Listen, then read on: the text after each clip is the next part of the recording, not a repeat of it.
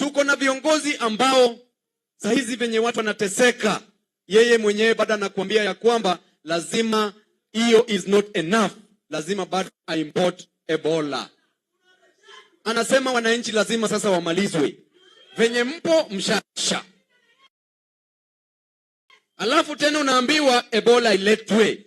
Hiyo virusi ya Ebola ikishika mzee wetu hapa, si ameenda? Ikishika mama yetu hapa, si wanaenda? Ikishika mavijana wetu, si wanaenda? Na wanasema ya kwamba wanapata only 1.7 billion Kenya shillings. Tuchukue 1.7 billion Kenya shillings. Kisha uchukue 58 million Kenyans. Udivide, utapata kila Mkenya anapata 29 shillings.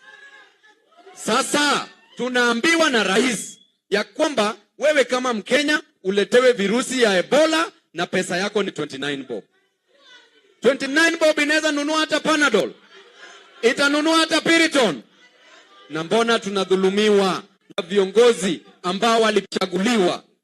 Na kwa hivyo tunasema